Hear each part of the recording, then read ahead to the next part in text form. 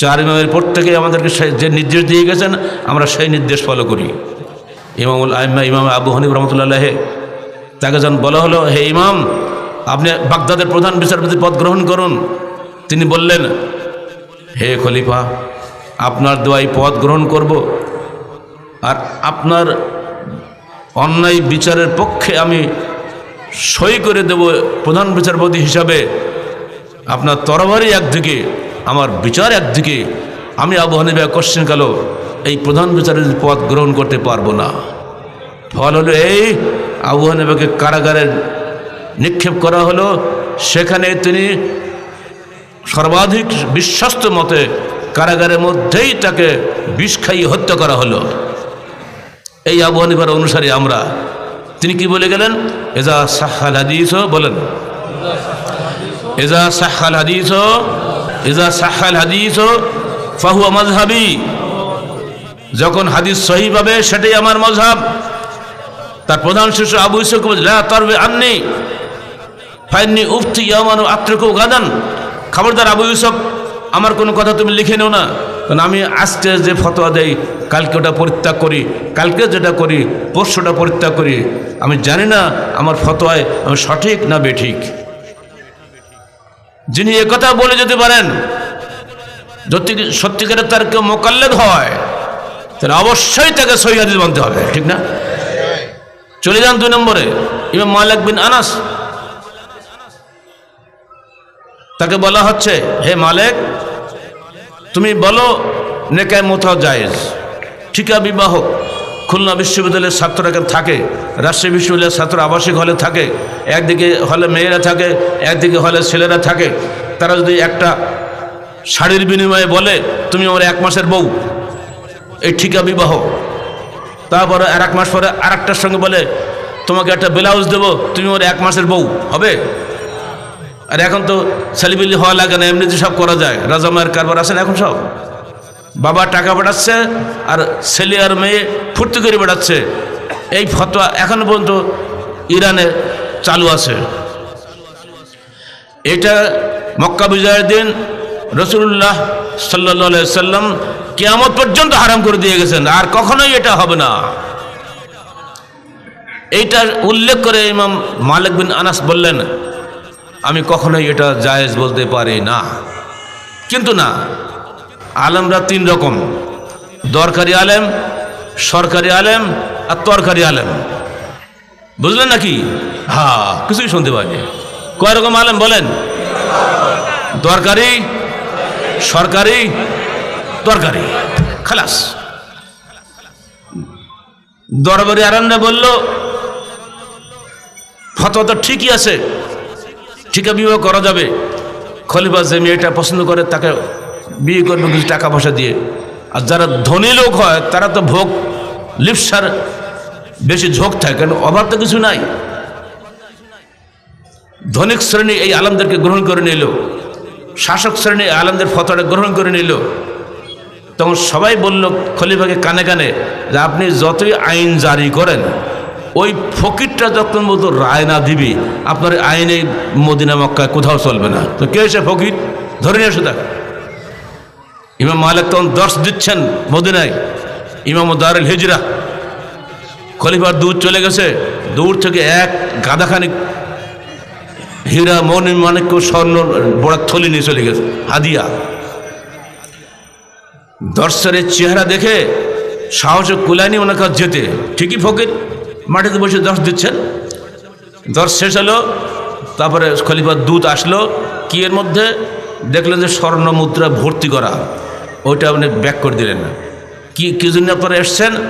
যে খলিফা আপনাকে ডেকেছেন, লিখে দেন আল ইলমু ইউজহারু লা ইয়াজুরু। এলেমের কাছে আসতে হয়, এলেম কারো কাছে যায় না। বুঝলেন তো? এই হলো ফকিরের তেজ। এই আমিও ফকির, এই তেজ দেখাচ্ছে, আমাদের কিছুই নেই। কিন্তু 2005-এ 22 ফেব্রুয়ারি রাতের বেলা আমাকে ধরে নিয়ে গেল না, ফকির ধরে নিয়ে গেছে। সমস্যা কি? ফকির জেলখানায় গিয়েও দাওয়াত দিয়েছে, বহু মানুষ আলহামদুলিল্লাহ হিদায়াত হয়ে গেছে, আহলেস হয়ে গেছে।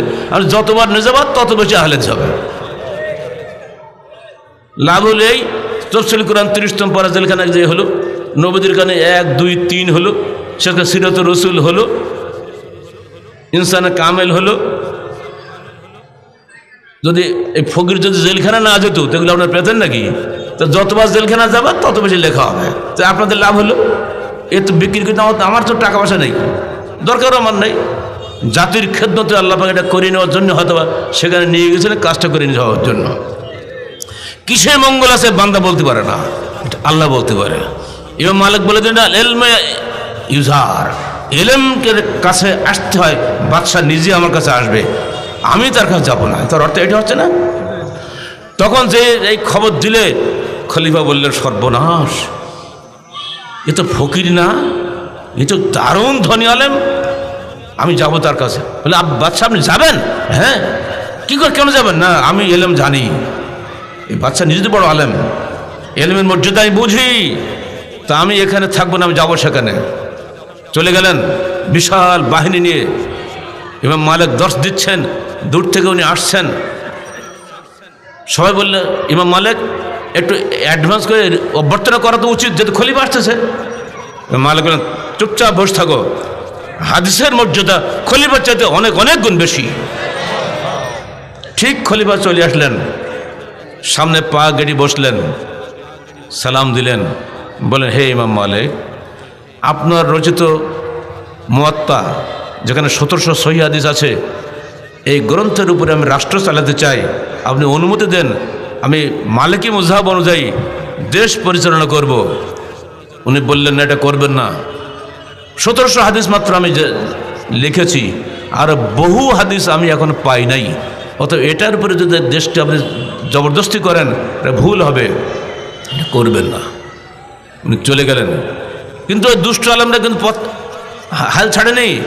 ওরা খলিফাকে বাধ্য করলো যে এই যে ঠিকা বিবাহের উপর অনেকগুলো হাদিস আছে, পরে যে মনসুখ হয়েছে ওটাতে গুরুত্ব দিচ্ছে না, এটা জায়েজ হবে, এটা আপনি রাজি হয়ে যান সমস্ত আলেম তো একদিকে। তখন উনি আইন জারি করে দিলেন যে ঠিকা বিবাহ করা জায়েজ আছে। কিন্তু না, লোকেরা বললো ইমাম মালিকের ফতোয়া কই, এই ফতোয়া ইমাম মালিকের সই নেই তো। তখন ইমাম মালিককে ধরিয়ে আনা হলো, ওনাকে আবার বলা হলো আপনি রাজি হয়ে যান। উনি বললেন আমি রাজি হতে পারবো না, এটা চিরদিনের জন্য নিষিদ্ধ। তখন শাস্তি নেমে এলো, একটা পেট খারাপ উটনির লেজের পিছনে তার পবিত্র দেহটাকে ঝুলিয়ে দেওয়া হলো, আর ছেলেবিলে দিয়ে লাঠি পেটা করা শুরু হলো। ওই উটের যত পাতলা পায়খানা ওনার দেহে পড়তে লাগলো।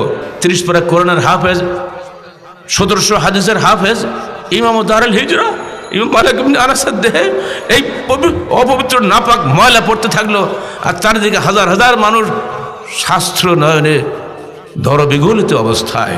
এ দৃশ্য দেখে চোখের পানি ফেলছে, কিছু করার তো ক্ষমতা নাই। উনি বলছেন ইয়া আহলা বাগদাদ মান ইয়ারিফুনি ফালইয়ারিফনি ওয়া মান লাম ইয়ারিফনি ফাআলামু ইন্নী আনা মালিক ইবনে আনাস ইন্নী লা উজিজু নিকাল মুতাকাত্ত। যারা আমাকে চেনো তারা তো চেনোই, যারা আমাকে চেনো না তারা শুনে রাখো, আমার নাম মালিক ইবনে আনাস, আমি কোশ্চেন কালো নিকামত জায়েজ বলতে পারি না। এই হলো সত্য। সত্য জয়লাভ করবে ত্যাগের বিনিময়ে, ভোগের বিনিময়ে নয়। আলহামদুলিল্লাহ সেই ইমাম মালিক মুসলমানদের মনি কোঠায় জীবিত আছেন, কিন্তু তার অত্যাচারী নাম কেউ জানে না।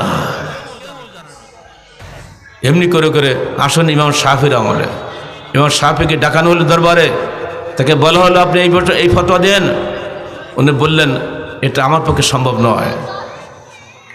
এবার তিনি বলা হলো আপনি বাগদাদে বেরিয়ে যান। উনি বেরিয়ে গেলেন, যাচ্ছেন মিশরে। যাওয়ার সময় দুঃখ করে বলছেন আসবাত নফসি তাতুকুলা মিসরিন আতুকুলা মিসরি আতুকুলা কবরি। আমি যাচ্ছি মিশরে, আমি জানি না আমি মিশরে যাচ্ছি না কবরের দিকে যাচ্ছি। ঠিকই তাই হলো, উনি মিশরে পৌঁছলেন, মারাও গেলেন সেখানেই। ইমাম আহমদ বিন হাম্বল তার জীবনটা এইভাবে গেছে, 10 লক্ষ হাদিসের হাফেজ, অথচ তিনি বলছেন পরিষ্কারভাবে লা তাকাল্লিদনি। তাকে 28 মাস জেল খাটানো হলো, দৈনিক 1 টাকা রুটি দেওয়া হতো। তাকে বলা হলো আপনি বলুন কোরআন সৃষ্ট। তিনি বলেন না, কোরআন কখনো সৃষ্ট নয়, কোরআন গায়রে মখলুক। সমস্ত আলেমরা একদিকে, আলেমদের বড় আলেম বেশ আল মুরাইসি এবং আরও 2 জন, তারা সবাই বলছে হে ইমাম আহমদ, তোমাকে যে নির্যাতন করা হচ্ছে, একদিন পিটাতে পিটাতে ওনার দেহে রক্ত ঝরছে, 1 পর্যায়ে তার পায়জামার ব্যান্ড ছিঁড়ে গেছে, মোতাসিম বিল্লাহ তাকে পিটাচ্ছে নিজের দাজ্জালকে দিয়ে। এই ব্যান্ড ছিঁড়ে যাওয়াতে একটা অদৃশ্য দোকান হাত এসে চেপে ধরেছে যাতে ওনার সতর আলগা না হয়ে যায়। এই দৃশ্য দেখে খলিফা ভয়ে আটকে উঠছে, এই থামো থামো, আমি যা দেখেছি তোমরা তো দেখোনি, আর ওকে মেরো না। তারপরে তাকে বলা হলো, হে ইমাম আপনি বলুন, খলিফার হুকুম অনুযায়ী আমি এটা মেনে নিচ্ছি যে কোরআন মখলুক।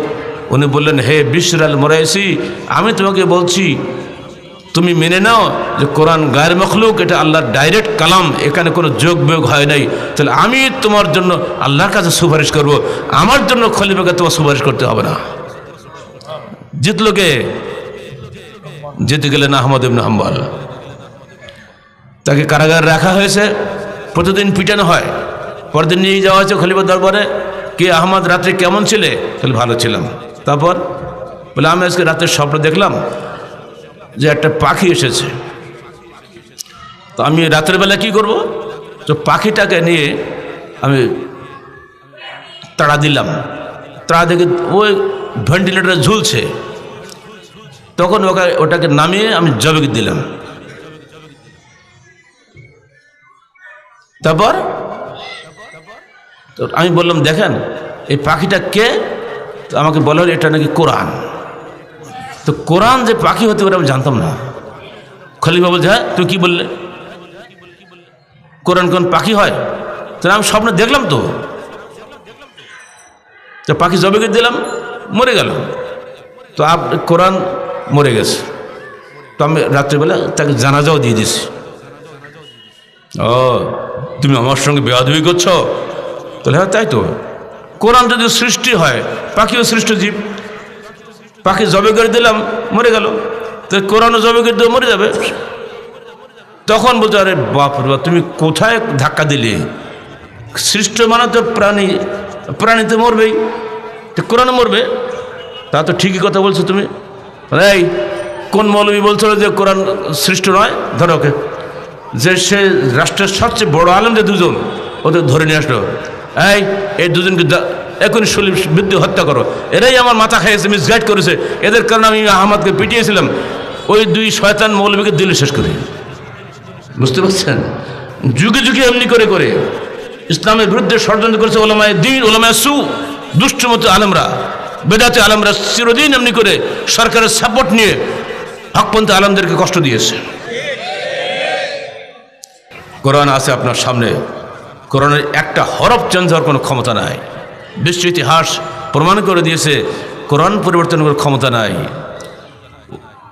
মানিক মেহবুনি 1994 সালে 29 জুলাইতে নষ্টা মেয়ে তসলিমা নাসরিন যখন বলেছিল কোরআন পরিবর্তন করতে হবে, তখন আমরা সারা দেশব্যাপী ওলামায়ে কেরামে মিলে 20 লক্ষাধিক জনতার সামনে মানিক মেহবুনি, সেদিন আমার 2 মিনিট 10 সেকেন্ডের ভাষণে আমি বলেই ফেলেছিলাম, জাতীয় সংসদে তাকিয়ে সকল বিধান বাতিল করো, ওহির বিধান কায়েম করো। সেদিন সে 2 মিনিটের ভাষণ আজকে আমাদের জাতীয় স্লোগানে পরিণত হয়ে গেছে। বলুন সবাই, সকল বিধান বাতিল করো, ওহির বিধান কায়েম করো। আহলে হাদিস আন্দোলন বাংলাদেশের এটাই হলো জীবন্ত স্লোগান। আমরা মরে যাবো, এই স্লোগান ইনশাআল্লাহ মরবে না। রায় নয়, কেয়াস নয়, ওহির বিধান চাই আমরা। আর ওহি লুকিয়ে আছে কোরআন এবং সহিহ হাদিসের মধ্যে, জাল জয়ীফের মধ্যে নয়। মনে থাকবে কথাগুলো? একা সম্ভব না, কারো লাগবে। ইমাম আহমদ একাই করেছিলেন, ইমাম মালিক একাই করেছিলেন, ইমাম আবু হানিফা একাই করেছিলেন। আজকে আমরা কোটি কোটি মুসলমান সারা পৃথিবীতে, আমরা সব তাদেরই রেখে যাওয়া ফসল। তাদের সেই দাওয়াতকে আমরা ভুলে গেছি নাকি? সেই দাওয়াত নিয়ে বাংলার জমিনে কিছু মানুষ যদি উত্থিত হন, যদি ঐক্যবদ্ধ জামাতবদ্ধ হওয়ার চেষ্টা করে যান, ইনশাআল্লাহ বাংলাদেশে আবারও ওহির বিধান বিজয়ী হবে ইনশাআল্লাহ।